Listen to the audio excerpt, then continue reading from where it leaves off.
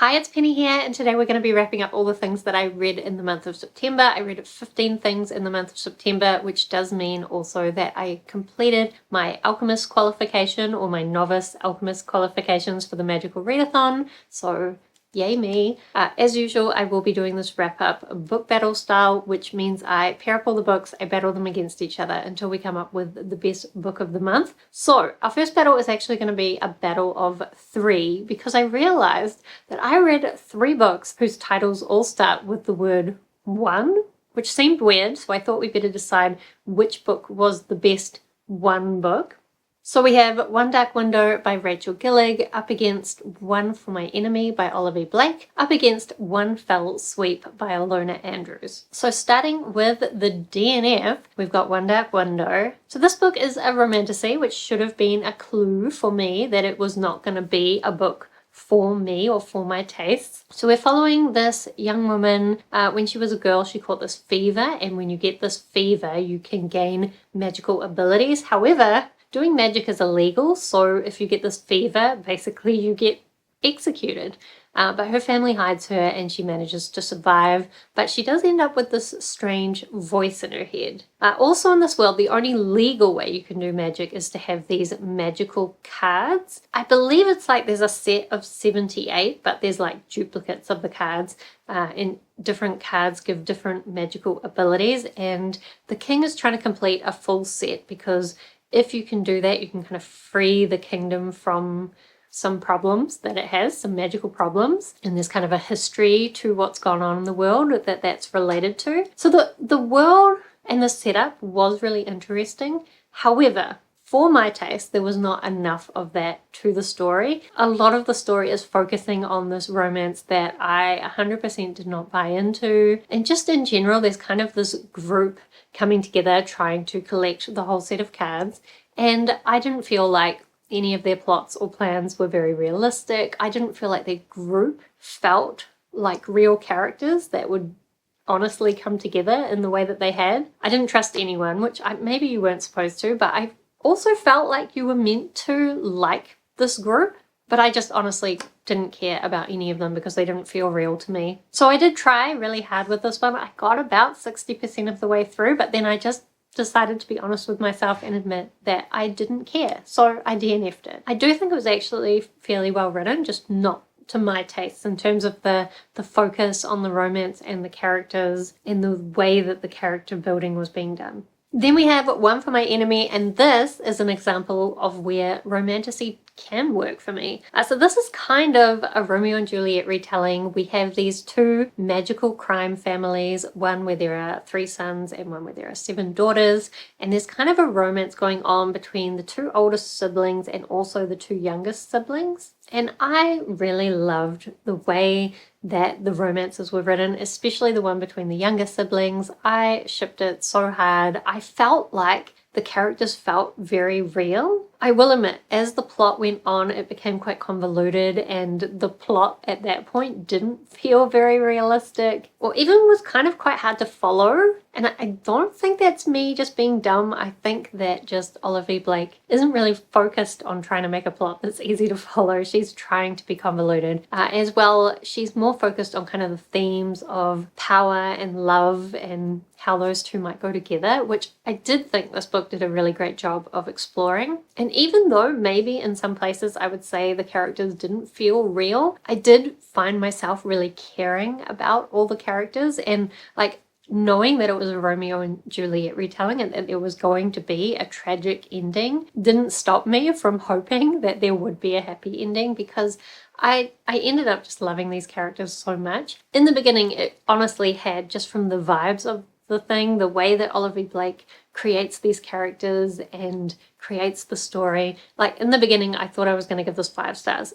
In the end, it only got 4 stars just because it kind of lost momentum in the middle, and I maybe didn't like the direction of the ending, but I really did have a great time with One for My Enemy. And then we have One Fell Sweep by Ilona Andrews. So this is the 3rd book in the Innkeeper Chronicles, which is a sci-fi fantasy where basically kind of it's a paranormal romance. However, oh yeah, all of these are some kind of romance. That's weird. Anyway, One Fell Sweep is set in a world where You have all the normal kind of supernatural creatures. However, they're all actually aliens. And in this world, whenever these aliens will stop on Earth, they're supposed to stay in these inns where the innkeepers are responsible for keeping them secret from humans and also keeping the aliens safe from humans, but also from themselves, mainly from themselves and other aliens. So at the beginning of book 3, the main character Dina, who is one of these innkeepers, basically gets a message from her sister, who was off married to this vampire out in space. She gets a message from her sister asking for help, and she goes to help her sister. As usual with this series and just with Ilona Andrews in general, I had a really good time with this one as well. I really like the way that Ilona Andrews writes action and humor and romance, the way they do character development and world building, like the whole thing. I just love it. These books are kind of just designed to be a lot of fun. They're not meant to be too serious, although they do deal with some serious themes, but always in a fun way. But if you like Ilona Andrews, I think you will still have a great time with this series if you want to try it. So if I'm putting these 3 books up against each other, firstly, we're definitely going to take away One Dark Window because it was a DNF. Then between One Fell Sweep and One for My Enemy, if One for My Enemy had continued on like it began, that would have been the winner. However, it didn't. And if we compare it to One Fell Sweep, which did manage to be like consistently engaging and like the ending was so satisfying. And I think as well, I should say, I ship the romance in One Fell Sweep as well. So for that reason, we are going to pick One Fell Sweep as the winner of this battle. It will go on to the next round. Then our next battle will be The Wisdom of Crowds by Jo Abercrombie up against Dragonfruit by Maikiia Lucier, up against I Who Have Never Known Men by Jacqueline Harpman. So firstly, The Wisdom of Crowds. This is the last book in the Age of Madness trilogy and also the last book in the First Law world, and I have conflicting feelings about it. First half of this book was kind of this event that the whole last trilogy had been building up to. So this last trilogy is set kind of in a industrial revolution type world. I want to say a fantastical industrial revolution. However, this series, this trilogy, did not have nearly enough magic for me. There was a tiny bit, but just nowhere near enough to keep me happy, me and my little fantasy heart. So that was part of the disappointment. But also the first half dealt with this thing, kind of this uprising of the people that the whole series or the whole trilogy had been building up to, and it was so disappointing and also like really repetitive. I felt like there were some points that Jo Abercrombie was trying to get across and he just kept like hammering it home over and over, and like I got it the first time. I didn't need it to be hammered home that many times. I got really bored. However, the second half, our main characters that I was interested in and did care about actually started doing something, and the second half was much more engaging. So it kind of redeemed the book, but not entirely, because I don't know that I'm willing to forgive it the first half. And just in general, like in the First Law trilogy, what I really loved about Jo Abercrombie was his humor, his great character development, and just sometimes he would have such great lines that I felt captured the grim darkness of the world. And in this last trilogy, I don't think that there was as much of this, and especially in this last book, I just didn't feel like I didn't laugh as much. I didn't care as much about the characters, although there was still some good character development in there, but I also didn't think there were as many really great lines. There were some good themes being explored, but I do also wonder if some of those themes are more relevant to an American audience, just because it was very political and a particular kind of political. Anyway, in general, I still think it was really well done, but for me, after having read 10 books in this series, it was kind of disappointing. Then we have Dragonfruit. So this is one that I picked up mainly because I knew it was a Pacific Islander author, and I'm always looking for fantasy written by Pacific Islanders. What I realized once I picked this up though is that when I say that, I mean Pacific Islanders from the Pacific Islands near New Zealand that tend to live in New Zealand, that like the Pacific Island that I know.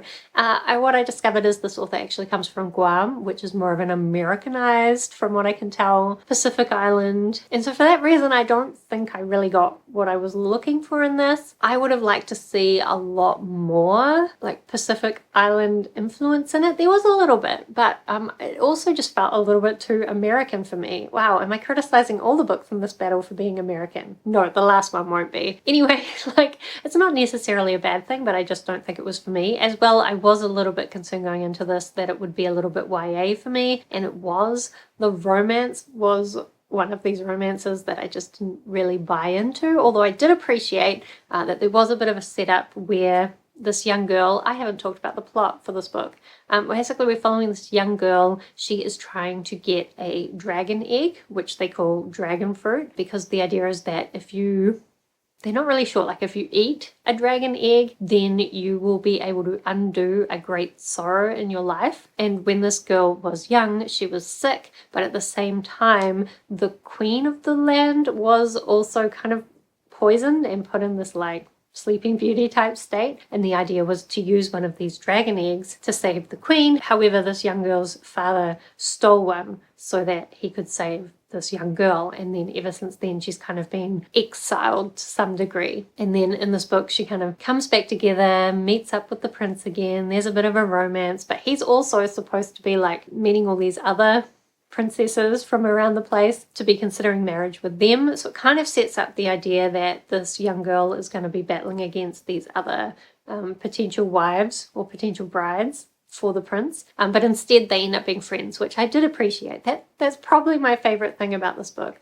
I did also like the dragons. They're actually sea dragons, but I was frustrated. I see some people saying that this book deals with has the main girl fighting for the rights of the sea dragons, and she does a little bit, but I never really got the feeling, and maybe I just didn't pay attention enough or didn't read it right, but I never got the feeling that that was her main motivation. And like at the very end, there's these dragon hunters that get punished, but they only get punished for the humans they hurt. No one talks about the fact that they've been taking not just the eggs of these sea dragons, but also the scales and the bones and all the other parts. Nobody really talks about that. So for me, I would have liked to see this book address kind of that animal welfare element of the story a lot more strongly. When I think back on the plot, there was kind of a twisty magic thing that happened at the end that I quite liked. But weirdly, when I was reading it, I don't think it had as much impact on me as it does when I think back on it. And I think that's just because it was written kind of a generic fantasy, like YA romance fantasy, I guess. But it I don't know, it's not too focused on the romance, so maybe it doesn't count as romantasy. Anyway, I think I just wasn't really the target market for this, but it was fine.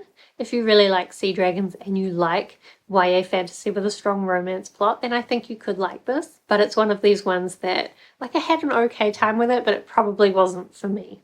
Then I read I Who Have Never Known Men. I'm saying that title carefully because I struggle with saying it. But this is a really strange book. So what I knew going into it, and I think it's best that you don't know any more than that, is basically that we start with these 32. Why am I now questioning the number? Let's say 40 women who are basically trapped in this prison and they never get to leave. Especially, so most of the women are slightly older, but we're following primarily the perspective of this younger girl who has never lived anywhere except in this prison. And you don't know why these women are being forced to live their lives there. They don't really know why they're being forced to live their lives there. And it's a really great or very interesting exploration of what it's like to be human when everything human or everything about human society has been stripped away. Like, I really enjoyed thinking about the ideas that this story put forward. However,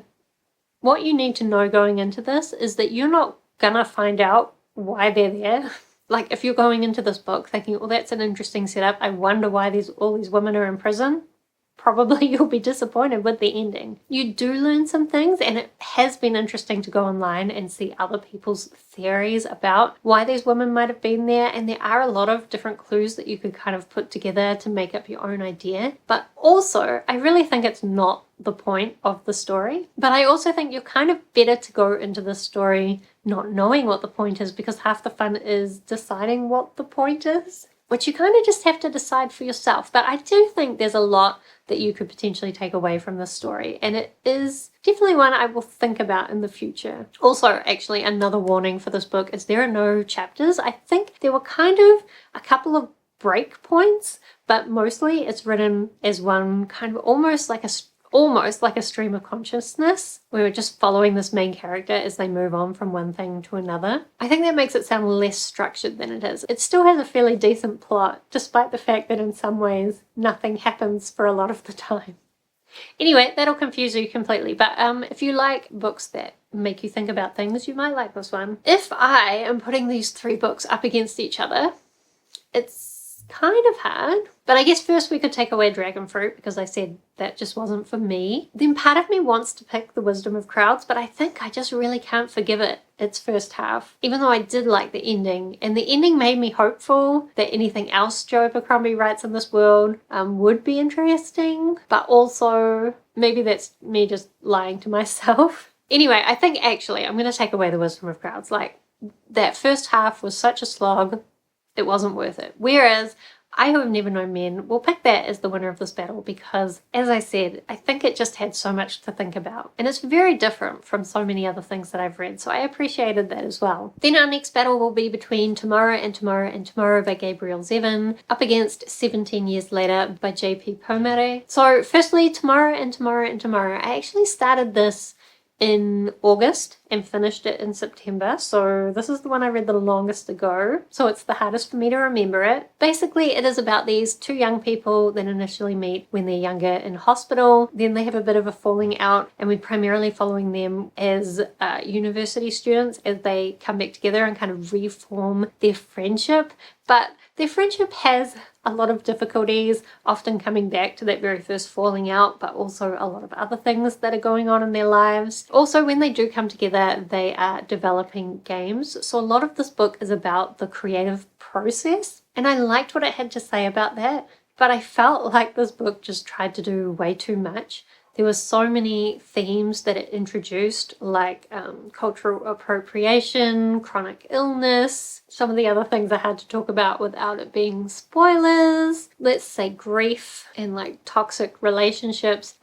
This book tried to do a lot, and personally, I don't think it did it. I also think, like, I picked this up because I thought it had some kind of time travel element. I think that I only thought that because somebody had talked about the games that they were developing in the book, and I did love the different concepts for the games that they were developing. I would like to play some of those games, but mostly this was just a contemporary book about a couple of people having relationships in a somewhat toxic and frustrating way. And even though at times I did really like the characters, other times I was just so annoyed by them. And I especially got frustrated by some of the themes that were brought up in this that I didn't feel like were dealt with enough depth. I'm also remembering there's like eating disorders and like gender and I guess gun violence, like so many different things that are just touched on but never really dealt with or never really explored with any depth. So even though there were some parts of this that I really liked, when I look back on it, it just seems like such a mishmash of different things. And I feel like with this book, it accidentally found its way into more sci-fi and fantasy audiences, which really isn't where it belongs. This is really just a book you should pick up if you like contemporaries that deal with toxic relationships and toxic situations. And sometimes the writing was good. Then, 17 Years Later. So this is written by a New Zealand author who now lives in Australia, and it's set in New Zealand, although there is an Australian. So basically, 17 years ago, there was this very rich family in New Zealand. This is not a true story, but in the book, there was this rich family in New Zealand. They hired this chef and some other stuff, and then later on, they were all found stabbed to death. This chef was put in jail for the crime. However, now this podcaster is going to do a podcast series on this crime. She thinks he didn't get a fair trial. Still kind of up in the air whether he's guilty or not. So we're getting the story of this podcaster as she goes and investigates the crime. We're also getting this journal that the chef had written, basically trying to prove his innocence by telling the story of what actually happened. But because it's his story trying to prove his own innocence, you know it could be somewhat unreliable, even though he seems likable. Like, can you trust what he's written here? And as well, the podcaster kind of recruits this psychologist who previously had fought for the chef's freedom but then decided that maybe he was guilty. So we're kind of following as the podcaster starts by thinking that he's innocent, but slowly uncovering things that make her think, oh, maybe he's guilty. But also the psychologist starts out thinking he's guilty and then slowly uncovers things that make him think maybe he's innocent. So you're kind of going in both directions at once. And I love the way the two investigations were kind of happening concurrently but linked together so well. And like every little piece that you learn in the story comes together in, I thought, a very satisfying way. It's not one of these thrillers where the ending is super over the top or ridiculous, even though there are a lot of twists and there are a lot of misleading things, but it's just done so well. I had such a great time with this. I have enjoyed a lot of J.P. Pomare's thrillers that I've read in the past, but I actually think this might be my favorite of his. And I read this by audiobook, and I thought the audiobook was just really well done. So even though actually just before I said The Wisdom of Crowds didn't have enough magic for me or enough fantasy, and I kind of said Tomorrow I didn't like because it didn't have any sci-fi elements like I thought it was going to. But actually 17 years later didn't need the magic to be a magical reading experience. So I think it's quite obvious if I am putting these two books up against each other that I'm going to pick 17 years later as the winner of this battle. Okay, then lastly, we will do a graphic novel battle. So we have Gillig and the Vampire by Bree Paulsen up against Descender by Jeff Lemire and Dustin Nguyen, up against Phoenix Endsong. And I don't know all the names that are on Phoenix Endsong. Let me get to that later. Firstly, we'll start with Gillig and the Vampire. I also read Gillig and the Witch, which is in the same series. So this follows these vegetable people, specifically Gillig, who kind of struggles in a way that I think a lot of people will find very relatable and cute. Like, she's always late, she struggles to get up, she doesn't really know what she's doing with her life, even though she's been created as a vegetable helper for this witch to help with the farming of the vegetables. I could not get over the creepiness of these vegetables, growing vegetables and selling them to people to eat. Especially like there was a tomato guy selling tomato sauce. I just could not get over that. It's so creepy. And actually the plot of the second book, Gillig and the Witch, was very creepy as well, but I can't talk about why without spoilers. But basically in the first one, this vampire moves into this castle on the hill and everyone's like, hey Gillig, the vampire can't hurt you because you're Gillig, so you go and investigate what's happening. And the ending is all very wholesome and cute, I guess, for creepy vegetable people. And then in the second one, basically, impossible to talk about without spoilers, but Gillig goes on another kind of a cute adventure. Anyway, I can see how a lot of people would find this super cute, but for me, it was creepy as hell. But also, I just didn't think there was enough plot for me. I think if you just want cute, if you find that cute, if you don't just want cuteness and kind of a fun little adventure, maybe you'd like it, but again, just not for me. Then I read Descender. To be honest, right now I've only read volumes 1 to 3, but I'm filming this wrap up a little bit early. I expect by the end of the month I will have read the whole of Descender, but this is actually also a reread for me. And so as expected, I am completely loving it. This is set in a world where humans have spread out across space and then these giant robots turn up and kill a bunch of people at these big cities or big human centers. And then in retaliation, the humans start killing the robots, which isn't that great because they're very dependent on robots to do a lot of things. Also, primarily we're following this young companion robot who had a human family, but he wakes up and his family is gone. So he's trying to track them down, and